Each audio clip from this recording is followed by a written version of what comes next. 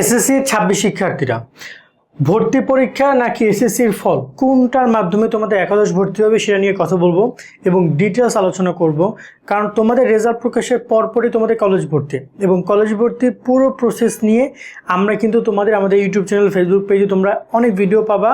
কারণ পুরো প্রসেসটাই তোমাদের অনলাইনে, যাই হোক না কেন, পরীক্ষা হোক, রেজাল্ট হোক, যাই হোক না কেন, সব কিছু অনলাইনে। কলেজে যাবা শুধুমাত্র চূড়ান্ত ভর্তি দিন, বাকি যা আছে প্রসেস অনলাইনে। তো সব তথ্যগুলো আমাদের এখানে পাবা।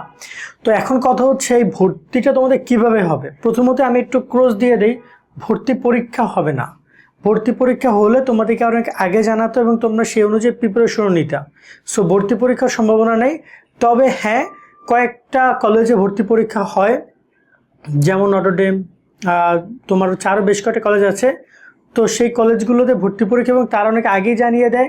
যেসব শিক্ষার্থীরা ওই কলেজগুলোকে টার্গেট করে তারা আগে থেকে প্রস্তুতি নিয়ে থাকে। তো ভর্তি পরীক্ষা হয়, এমন না যে হয় না, হয়। তবে তোমাদের জন্য সুখবর যে তোমাদের ভর্তি পরীক্ষা হচ্ছে না।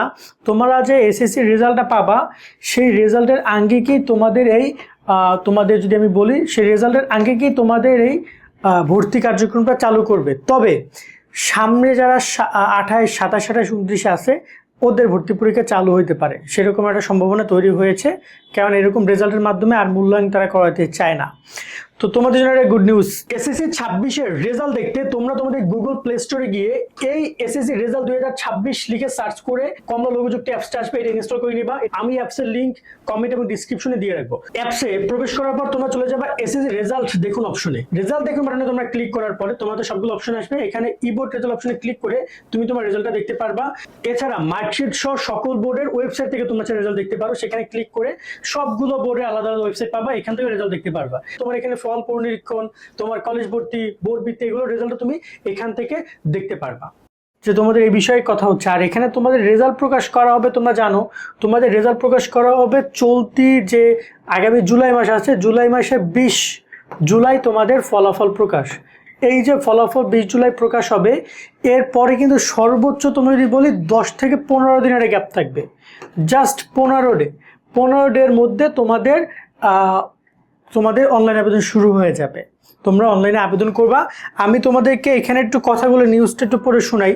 এখানে তারা বলে দিয়েছে যে রাইট নাও এখানে দেখতেছো প্রাথমিক ও মাধ্যমিক ভর্তি পরীক্ষা নেওয়ার সিদ্ধান্ত হয়। একাদশ শ্রেণী ভর্তি কিভাবে হবে তা নিয়ে প্রশ্ন তাদের, এবং 21 এপ্রিল পরীক্ষা শুরু হয়, যা দেশে 20 মে শেষ হয়। মূল কথা হচ্ছে এখানে সবকিছু বাদ দেওয়ার পরে বলেছে আগামী 20 জুলাই রেজাল্ট দেবে। এবং এখানে বলছে এদিকে মাধ্যমিক স্কুলে ভর্তি দীর্ঘদিন ধরে চলে আসছে লটারি পদ্ধতিতে, যেটা বাদ দিয়ে দিয়েছে। এবং তোমাদের ভর্তিটা নিয়ে এখানে প্রশ্ন এসেছিল এবং পরবর্তীটা জানিয়ে দেওয়া হয়েছে যে কোনো পদ্ধতি হবে একাদশ ভর্তি। শিক্ষা বোর্ডের সূত্রে জানা গেছে আগামীকাল রবিবার এই সংক্রান্ত বৈঠক অনুষ্ঠিত হবে। সংশ্লিষ্ট বলছে এ সভায় সব দিক বিবেচনা করে চূড়ান্ত রূপরেখা তৈরি করা হবে, যা আনুষ্ঠানিকভাবে শিক্ষা মন্ত্রণালয়ে জানিয়ে দেওয়া হবে। এবং সম্ভাবনা রয়েছে এবছরও তোমাদের রেজাল্টের মাধ্যমে মূল্যায়ন হবে। কেননা তারা এই কথাটা বলছে, কোনো একটা পয়েন্টে তারা বলেছে যে যদি ভর্তি নীতিমালা তারা তৈরি করবে শীঘ্রই। এই যে ভর্তি নীতিমালা নিয়ে কথা হচ্ছে তোমাদের, এবং এখানে তারা বলেছে যদি তারা ভর্তি পরীক্ষা নেয় সেক্ষেত্রে অনেক আগে থেকে প্রস্তুতি নেওয়ার দরকার ছিল। বাট যেহেতু এখন আর সেই সুযোগটা নেই, সামনে পরীক্ষা রেজাল্ট দেন তোমাদের ভর্তি, সো তারা এই বছরটা অন্তপক্ষে পরীক্ষা ছাড়াই শুধুমাত্র রেজাল্টের মাধ্যমে মূল্যায়ন করে ভর্তি তোমাদেরকে নিবে। এবং ভর্তির আরও বেসিক বিষয়গুলো এখানে তারা ক্লিয়ার করে দিয়েছে, ঠিক আছে। আর এখানে আরেকটা ব্যাপার, এই যে দেখতে পাচ্ছ Notre Dame, Holy Cross and Saint Joseph যে স্কুলগুলো আছে, সেখানে সেন্ট গ্লোরি, এই স্কুলগুলোতে ভর্তি পরীক্ষা হয়, সেটা তারা বলে দিয়েছে এখানে। সো এই হচ্ছে মূল বিষয়টা। আর এবার যদি আরেকটা কথা বলি তোমাদেরকে আমি, সেটা হচ্ছে যে ভর্তি পূর্ণাঙ্গ একটা প্রসেস যদি আমি তোমাদেরকে এখানে একটু বোঝানোর চেষ্টা করি। ভর্তি পূর্ণাঙ্গ প্রসেস হচ্ছে তোমরা নর্মালি 5টা কলেজ পর্যন্ত, 1 থেকে 5টা কলেজে তোমরা অ্যাপ্লাই করতে পারবা।